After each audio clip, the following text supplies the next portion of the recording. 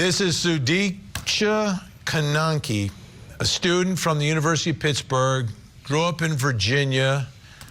She is missing down in the Dominican Republic, taking a spring break vacation with 5 other friends of hers. They're staying at a nice hotel, and then the power goes out in the hotel in the middle of the night. A bunch of folks head down towards the beach, and then she is gone. So there's a lot of developments happening in this case. So here to walk us through all of this is Court TV field reporter Cody Thomas, who joins us. Cody, what is the latest update today in the search? Well, Vinny, the huge update today is that Joshua Riibe is the now named person of interest in what's now being called as the biggest search in the Dominican Republic's history. Now, who is Joshua Riibe? He is 22 years old. He's a student at St. Cloud University in Minnesota. And also, he is allegedly the last person to see Sudiksha alive on the morning of March 6th in those early morning hours at around 4 a.m. Now, a statement from Sudiksha's hometown sheriff was released that says Joshua Riibe, 22 of Iowa, is a person of interest in a missing person investigation. This is not at this time a criminal investigation, so to be clear, he is not a suspect. It is our understanding that he is a U.S. citizen who was vacationing in Punta Cana, not part of the traveling group with the missing person. A number of people have been interviewed by the Dominican National Police with the assistance of the FBI, and this is continuing. Our office will have a presence on the ground today, too. This particular individual may have been the last one to have seen her, so is of particular interest. Please note the term person of interest is one that we are using in collaboration with the FBI. I can't speak to any designation the local police may give him or others. And of course, Vinny, that is from Chad Quinn, the PIO of Loudoun County. Now, for those of you who may have forgotten what Joshua Riibe looks like, here's a video right here. Here's the crowd of people, the 4 girls. Right here, this guy in the back, that is Joshua, and this is Sudiksha as the crowd walks to the beach in those early morning hours. And we'll pause the video right here. And this right here is more of a close-up of the new person of interest that we are talking about, Joshua Riibe, 22 years old, allegedly the last person to see Sudiksha alive. And we have a clearer picture that we grabbed from his LinkedIn. This is also him right here. Again, the last person, he was one of the people in the group that was walking out to the beach in those early morning hours on the beach around 5:50 a.m. when Sudiksha allegedly went missing.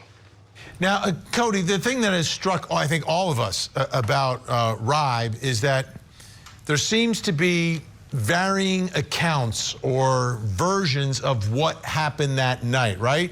So we see that he's with Sudiksha and, you know, has his arm around her, and they seem to be together. What are these different stories? So, Vinny, as you mentioned, he is cooperating with the authorities, but there are 3 different stories that all have a common denominator that he's given the local authorities. The first story is that, you know, they were walking on the beach, they got in the water, there was a heavy wake, he swallowed a lot of water, got back up to shore, and then fell asleep drunk on a seat on the beach. The second story is that they were out in the water. He was a little sick from drinking all night. The rough wakes was kind of jostling him around. He got sick, went back up to the shore, and again, fell asleep on the beach, woke up, she wasn't there. And the third story is that the last he saw, they were having a good time on the beach, and she was wading around in knee-deep water. And he also, again, Vinny, fell asleep on the beach, woke up, and she wasn't there. So they all have a common denominator, all have nuances that all leave room for speculation, including speculation by her father, who has traveled down to the Dominican Republic and is asking for a deeper investigation into human trafficking and or kidnapping. All right, Cody, I know you're going to stick around. You got some more information for us. Let's bring in our think tank right now. Still with us, criminal defense attorney, former federal, not still with us, but joining us. Michael Sterling is with us, and Eckler Mercy and Josh Schiffer still with us. Did Dad really say human trafficking investigation? Potentially. We have a missing woman, and I appreciate that, but let's just think for a minute about this poor gentleman, Mr. Riibe. He was on a vacation at a resort, drunk in the middle of the night. They all go down to the beach. He's out there, goes to sleep drunk, and a girl he was with is missing. Wait, the girl that he was with, first of all, not a girl. It was the girl. They were together, number one. Number two, they go into the water. and then he falls asleep. So he is saying that he has no idea what happened to her. In one version, there was a big wave, and he, was struggling a little bit, got ashore, and just fell asleep. How about if there's a big wave and you're struggling, are you going to check on her? I haven't had a drink since 2008, but I'll start again just so that I can show you. You don't remember stuff great when we have totally legal intoxicating materials. It doesn't make for false statements. It doesn't make for hiding. Come on now, Mr. Former Federal Prosecutor. Yeah, no, listen, I got to agree with Josh on this one, at least a little bit. Like, Vinny, alcohol, clearly the common denominator in all three of his stories was that he was really drunk.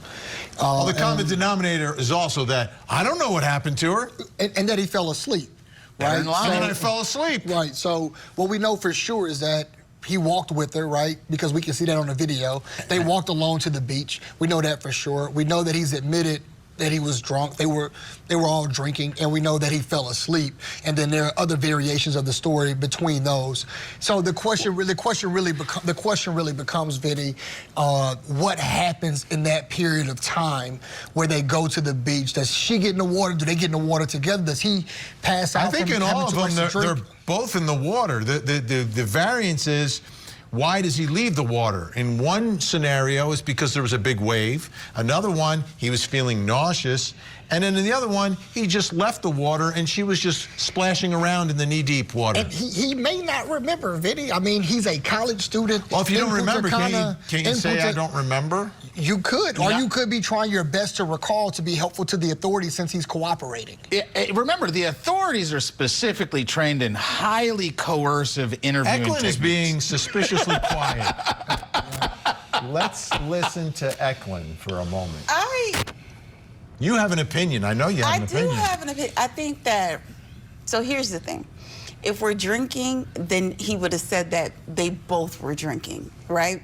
Then if they were drinking, they were they were drunk. You don't just become drunk, right? It's a slow. It's like a steady rise. Then you're in the water with her, right? And if we don't, it's at a resort. So we're going to have recordings. We're going to hear, hey, where did she go? Where did you go? What happened? I can't see her. Even if you're drunk, even if you're pissed, even if you're really bad, you're going to say something or acknowledge the presence or lack of presence of somebody that you're dealing with. And we don't have any of that. Yeah. And I think the reason the father's saying trafficking is because he said he fell asleep and didn't know what happened. So now you've got a girl alone on a beach at 5 a.m., 5:30 a.m. So, I mean... And I think he wakes up or at least he comes back like 3 or 4 hours later. Right. So it's... After a snooze on the beach. So it's at least reasonable that you fell into a drunken sleep. She was in the water. You don't know what happened. You come back to your room. He may have thought she just left him drunk, sleep on the beach, and returned to her room, and he may have been just as shocked as anybody else. I'm just saying that's plausible as well. Oh, absolutely is. And there's no probable cause that he did anything. She's not there. There's not even a criminal investigation, so we're not. But he's a person of interest because he's the last known person to be with her alone on the beach at 5 a.m. And he just fell asleep and can't answer the questions. The good thing is that he is fully cooperating, answering questions, or at least trying his best to remember what happened in his drunken stupor.